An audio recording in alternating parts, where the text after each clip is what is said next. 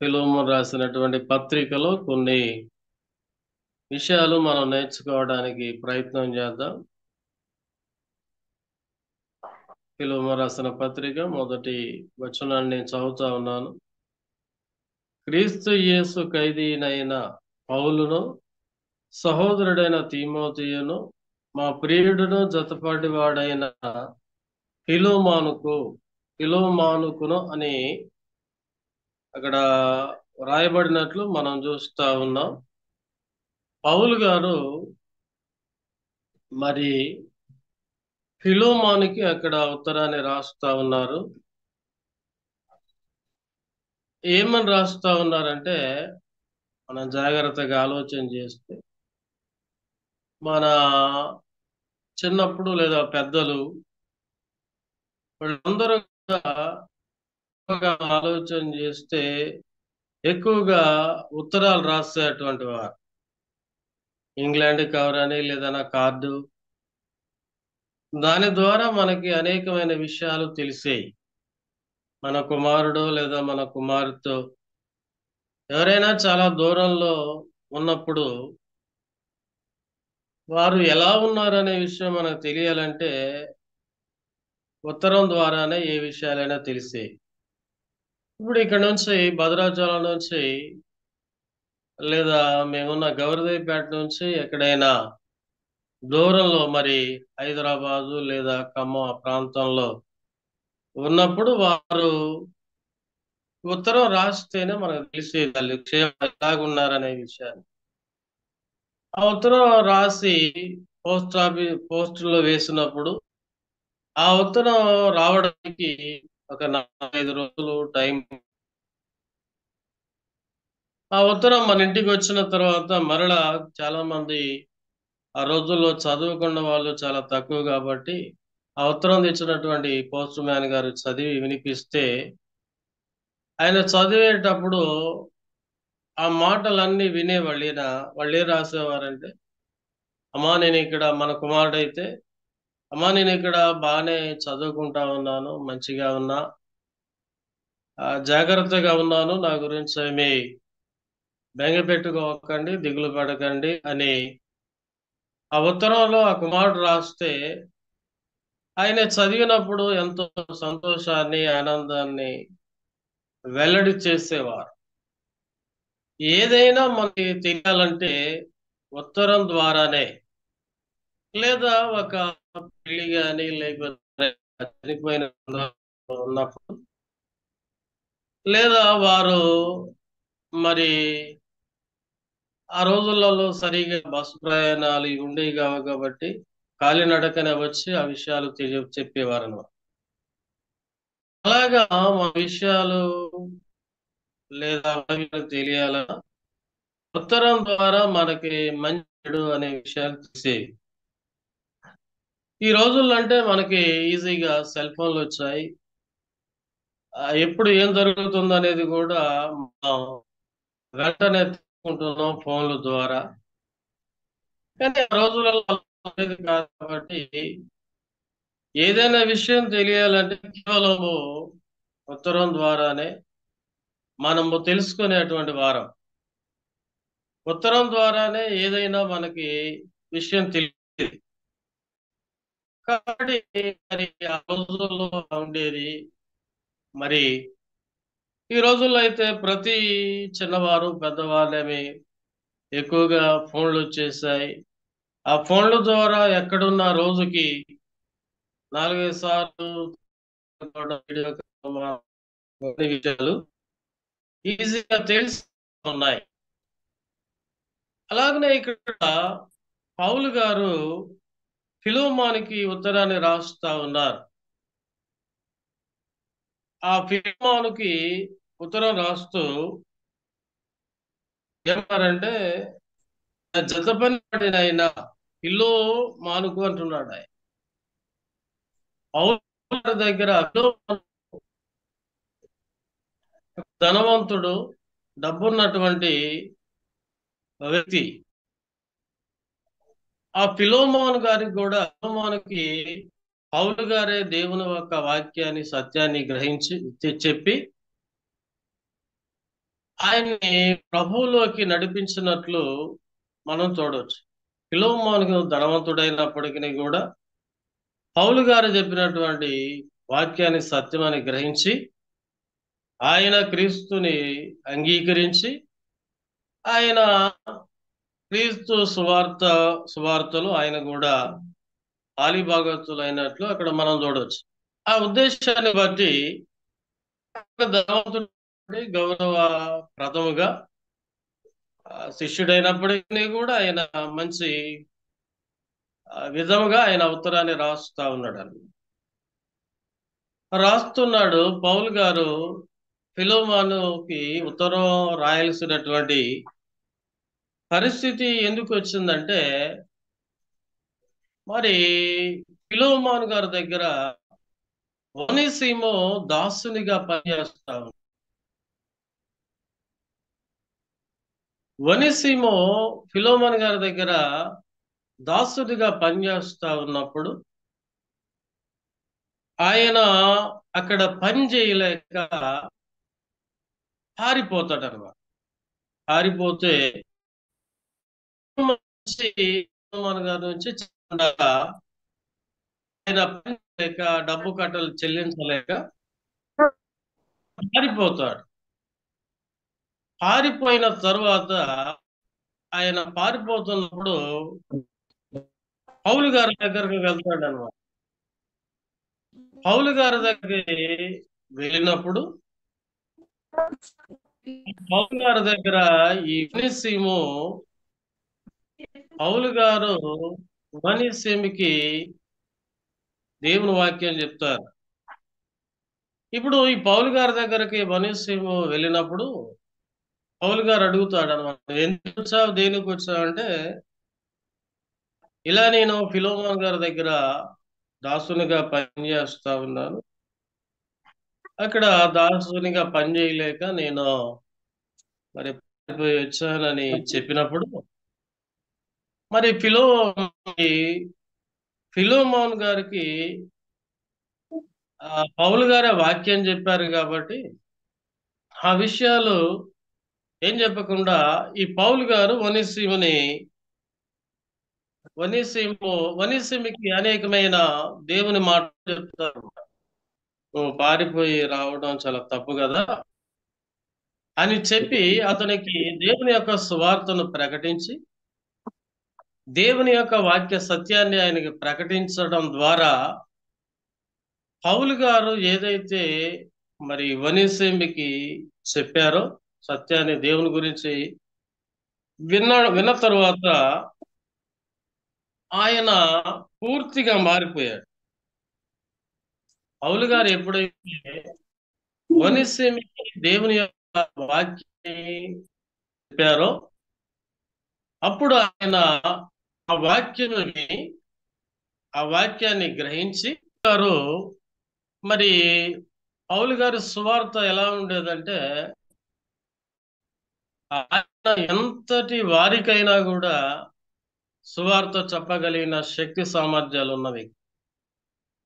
ఆయన సేవ చేసినటువంటి దినాలలో అనేక మంది అన్యులకే ఎక్కువగా ఆయన సువార్త ప్రకటించినట్లు మనం చూడవచ్చు.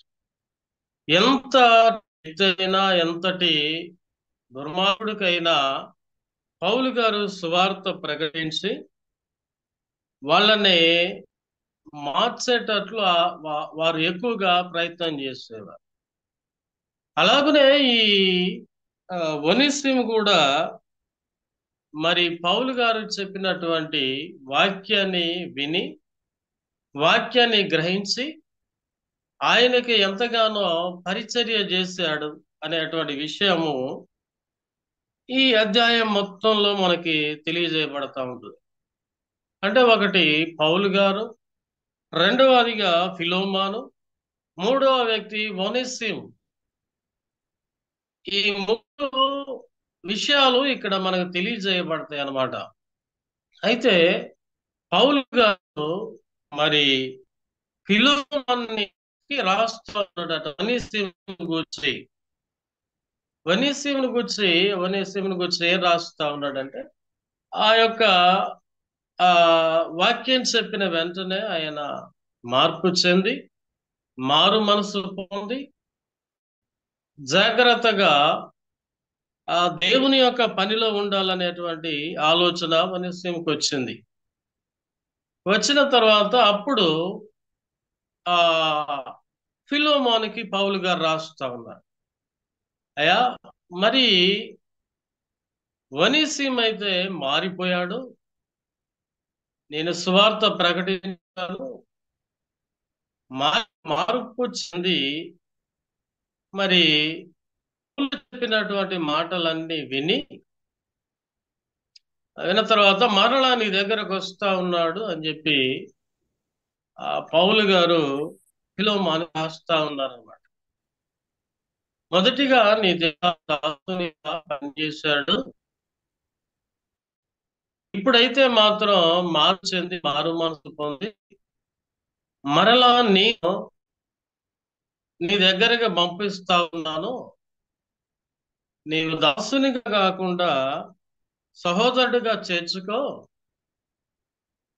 ఆ ఒనేసిమ నీకేమైనా ఇబ్బంది కానీ ఆటంకంగా ఉన్నట్లయితే, దాని విషయంలో ఏదైనా తప్పు చేసి ఉంటే అది నన్ను బట్టి దాన్ని తొలగించు అని చెప్తూ పౌలు గారు ఫిలోమోనికి ఉత్తరాన్ని రాస్తా ఉన్నాడు. అంటే వాక్యము విననంత సేపు వరకు కూడా నిష్ప్రయోజకుడిగా ఉన్నాడు. ఎందుకు పనికి రాకుండా అయిపోయాడు. ఆ దేవుడు అంటే ఏంటో తెలియదు, క్రీస్తుని ఎలా వెంబడించాలో తెలియదు, నిష్ప్రయోజకుడిగా ఉన్నట్లు. అంటే ఆ అధ్యాయం మొత్తం చదివితే మనకి ఆ విషయాన్ని తెలియజేయబడతాయి. అధ్యాయం మొత్తం చదవాలంటే చాలా సమయం పడుతుంది కాబట్టి నేను కొన్ని విషయాలు తెలియజేస్తా ఉన్నాను. అప్పుడు ఆ ఆ పౌలు గారు మరి ఫిలోమోనికి రాస్తా ఉన్నాడు. అయ్యా, మరి ఒనేసిముని దగ్గరకు వస్తా ఉన్నాడు, నీకు ఎటువంటి హాని చేయడు, అంతేకాకుండా నా దగ్గర వాక్యం వింటూ నాకు పరిచర్య చేశాడు అనేటువంటి విషయాన్ని ఫిలోమోనికి పౌలు గారు తెలియజేస్తున్నారు. ఫిలోమోను గారికి పౌలు గారు కూడా సువార్తను ప్రకటించడం ద్వారా ఆయన కూడా ధనవంతుడైనప్పటికీ కూడా సువార్తను అంగీకరించి సువార్త ప్రకటించి ఆయన సువార్థికుడిగా ఉంటూ గడుపుతున్న విషయాలన్నీ కూడా అక్కడ రాయబడతాయి అన్నమాట. అలా ఆయన దేవునిలో ఉంటూ సువార్త సేవ చేస్తా ఉన్నాడు కనుక దాన్ని ఉద్దేశించి మరి పౌలు గారు మరి ఫిలోమోనికి ఉత్తరాన్ని రాస్తున్నట్లు మనం చూడవచ్చు. అప్పుడు అదే ప్రకారం మరి ఈ ఒనేసిము కూడా జరిగింది అంతా కూడా పౌలు గారికి చెప్పాడు. నేను ఇలా ఫిలోమోన్ గారి దగ్గర దాసునిగా ఉన్నాను, నేను మరి అక్కడ నుండి పారిపోయి వచ్చాను అని చెప్పినప్పుడు ఆయన కూడా ఆ విషయాలు మరి గ్రహించి మళ్ళీ ఎక్కడైతే నువ్వు తప్పు చేసావో వచ్చేసావో పారిపోయి వచ్చేసావో మరలా నువ్వు అక్కడికే వెళ్ళాలి అనేటువంటి విషయాన్ని ఒనేసిముకు చెప్తూ పౌలు గారు ఫిలోమోనుకు చెప్తారు. ఒకసారి ఆటోమే ఆయన ఏమన్నాడంటే ఫిలోమోన్ గారు పారిపోయి వెళ్ళిపోయాడు కాబట్టి ఆ పౌలు గారు రాసినటువంటి ఉత్తరాన్ని బట్టి మరి పౌలు గారు చెప్పినటువంటి సువార్తని నమ్మిన తర్వాత ఆయన మారిపోయి ఫిలోమోన్ గారు చక్కగా అక్కడ ఉన్నటువంటి కొంతమంది ఆ సువార్తకి సహాయం చేస్తూ మంచిగా ఆదరిస్తూ ఉన్నటువంటి విషయాలు అవి పౌలు గారికి తెలిసినప్పుడు ఆయన ఎంతో సంతోషపడ్డాడు.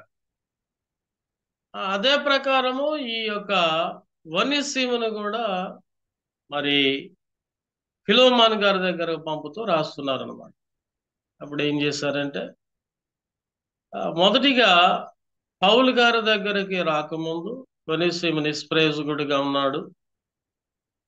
ఎప్పుడైతే పౌలు గారు దగ్గరికి వెళ్ళి వార్త విని దేవుని అంగీకరించి మంచి మనిషిగా మారిపోయాడు.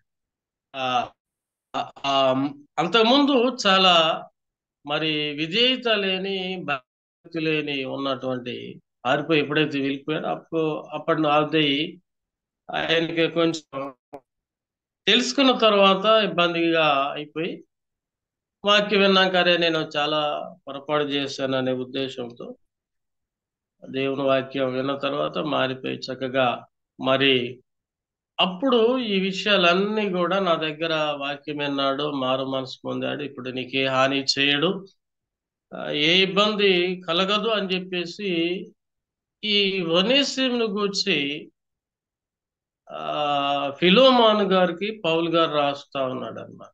ఇప్పుడు మరలా ఆయన నీ దగ్గరకు వస్తా ఉన్నాడు, నువ్వు అతన్ని చేర్చుకో, అతను నువ్వు చేర్చుకొని నీవు కూడా అతనిని స్వార్థికుడుగా లేదా సేవా పరిచర్యలో సహకారిగా ఉంచుకో అని చెప్పేసి ఆ యొక్క పౌలు గారు ఫిలోమోనికి రాస్తూ ఉన్నాడు అన్నమాట.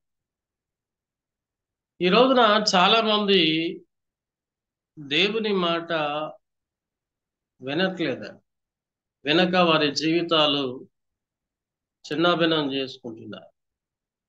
వాక్యము సత్యాన్ని గ్రహించలేక సత్యానికి లోబడకుండా వారి ఇష్టానుసారంగా ఉంటా ఉన్నారు. ఇప్పుడు ఫిలోమోను మొదటిగా నిష్ప్రయోజకుడు ఎందుకు పనికి రాకుండా అయిపోయాడు.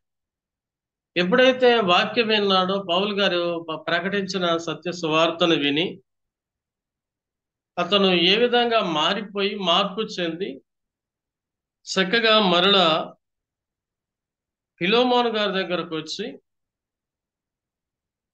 ఇద్దరు కూడా కలిసి మంచి సేవ చేస్తున్నట్లు మనం ఈ ఫిలోమోను పత్రికలో చూడవచ్చు.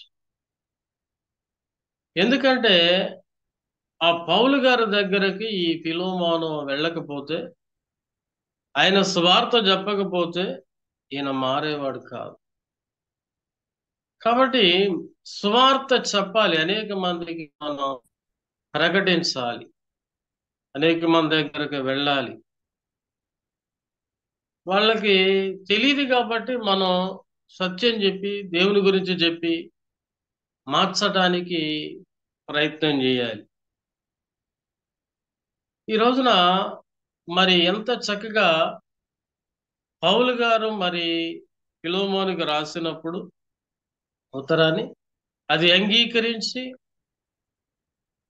ఒనేసిము నష్టము చేసినప్పటికీ కూడా మరి పౌలు గారి మాట ఫిలోమోను విని ఆయన రాసిన ఉత్తరాన్ని చదివి దాన్ని గ్రహించి ఆలోచించి మరలా ఒనేసిమును చేర్చుకున్నారు.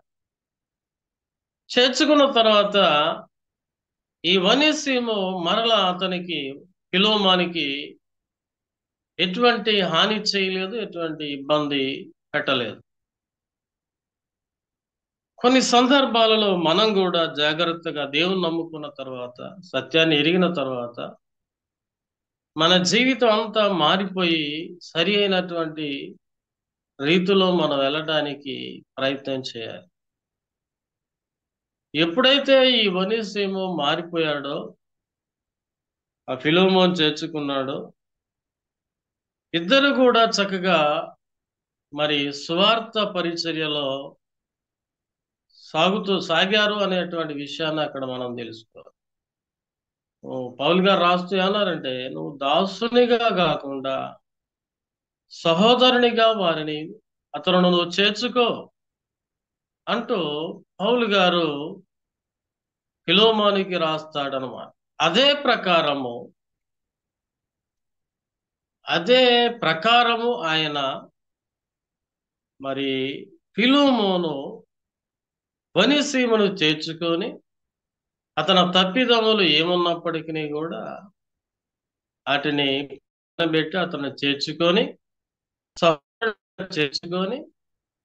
అతనిని కూడా సువార్త పనిలో వాడుకున్నట్లు మనం చూడొచ్చు.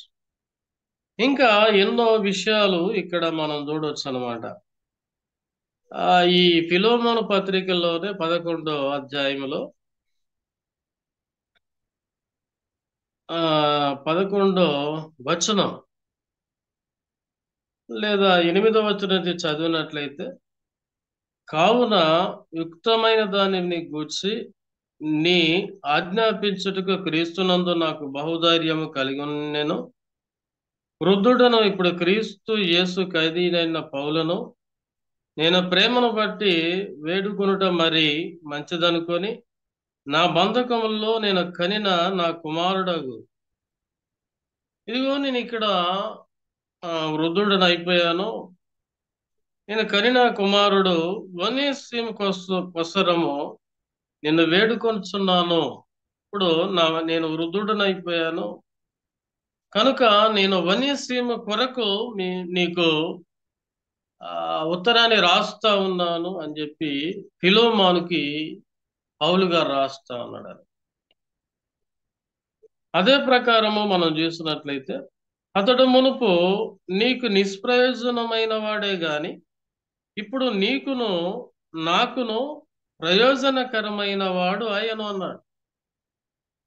మొదట నీకు నిష్ప్రయోజనకుడే, కానీ ఇప్పుడు నీకును నాకును ప్రయోజకుడిగా ఉంటాడు కనుక నీవు అతనిని చేర్చుకోమని చెప్పి పౌలు గారు ఫిలోమోనుకి రాస్తా అన్నాడు అన్నమాట. ఇంతవరకు అక్కడ నీకును నాకును ప్రయోజనకరము వాడు అయ్యను అని చెప్తూ మళ్ళీ ఉన్నాడంటే మనం చూస్తే ఆ కింద వచనాల్లో నా ప్రాణము వంటి వాడైన అతనిని నీ యొద్దకు తిరిగి పంపి ఉన్నాను. నేను సువార్త కొరకు బంధకములో ఉండగా నీకు ప్రతిగా అతడు నాకు పరిచర్య చేస్తూ నీ నిమిత్తం నా యొద్ద అతనిని ఉంచుకొనవలెనని ఇంటిని గాని నీ ఉపకార బలవంతమైన చేతనైనట్టు గాక స్వేచ్ఛాపూర్వకమైనదిగా ఉండవలెనని నీ సమ్మతి లేక ఏమియో చేయుటకు నాకు ఇష్టం లేదు. ఇక్కడ ఏమన్నాడంటే ఆయన నీ నీ అతని కొరకు రాస్తున్నాను అని చెప్తూ అక్కడ ఆయన చెప్తున్నటువంటి విషయాలు పౌలు గారు ఫిలోమోనుకి 15 అతడు ఇక మీదట దాసుడిగా ఉండక దాసుని కంటే ఎక్కువవాడుగాను ప్రియ సహోదరునిగాను విశేషముగా నాకును శరీర విషయములోను ప్రభు విషయమును మరి విశేషముగా నీకు ప్రియ సహోదరుడుగాను నీ యొద్ద ఎల్లప్పుడూ ఉండుటకే కాబోలు అతడు కొద్ది కాలము నేను ఎడబాసి ఉండేను. ఇప్పుడు దేవునికి నీకును నాకును కూడా ఉండుట కొరకే కొంత ఆయనని నీకు దూరం అయ్యాడేమో అని చెప్పేసి అక్కడ మరి పౌలు గారు ఫిలోమోనుకి రాస్తా ఉన్నాడు. ఇక్కడ మనం చూస్తే స్వార్థికులు అయిన మనం కూడా నేర్చుకోవాల్సినవి చాలా ఉంటాయి.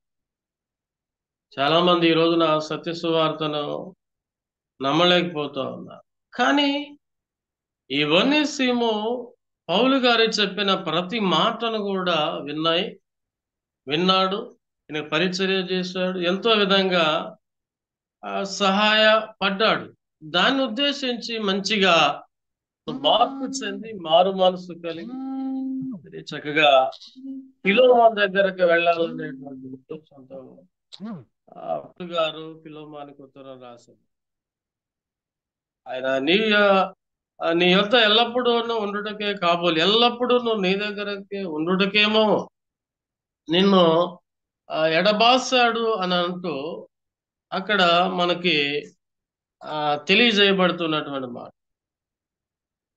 ఇంకా మనం చూస్తే అతడు నీకు ఏ నష్టమైనను కలగజేసిన ఎడలను నీకు ఏమైనా రుణమున్న ఎడలను అది నా లెక్కలో చేర్చుము అంటున్నాడు ఆయన. ఎంత గొప్ప సంగతి. ఒకవేళ ఒనేసిము ఏదైనా పొరపాటు చేసి ఉంటే అది నా లెక్కలో చేర్చుము అని అంటూ పౌలు గారు ఫిలోమోనుకు రాస్తా ఉన్నారు. ఈ రోజున మనము అతను ఫిలోమోను ధనవంతుడు గనుక మరి ఎంతో గౌరవంగా చక్కగా రాస్తా ఉన్నాడు. ఈ రోజున మన సహోదరులలో ఎవరైనా కాస్త ధనవంతులై ఉంటే మనం వాళ్ళని చాలా ప్రేమగా గౌరవంగా చూస్తాం. అంతే దాన్ని ఉద్దేశించే పౌలు గారు ఫిలోమోనుకు రాస్తాను యా అని తెలియజేస్తూ అక్కడ మరి వనేసిమును కూర్చొని తెలియజేస్తున్నట్లు మనం చూస్తున్నాం. ఏదైనా పొరపాటు జరిగినట్లుంటే దాన్ని నా లెక్కలో చేర్చుమంటున్నాడు ఆయన. కానీ అతను వనేసి మారిపోయి సారీ ఫిలోమోనికి ఎటువంటి హాని తలపెట్టలే, ఎటువంటి చెడు ఉద్దేశాలకి లేవన్నమాట. అలా ఎప్పుడైతే మరి పౌలు గారు ఫిలోమోనుకు రాశారో, ఈ ఫిలోమోను దగ్గరికి వనిసిం వెళ్ళాడో, ఇక అదంతా అతను మంచి చక్కగా మార్పు చెంది ఫిలోమోను వనిసిం గారు చక్కగా దేవుని యొక్క సువార్తను ప్రకటించినట్లు అక్కడ మనం చూస్తా ఉన్నాం. కాబట్టి ఈ విషయాలన్నీ మనం ఇంకా చాలా ఉన్నాయి ఇందులో.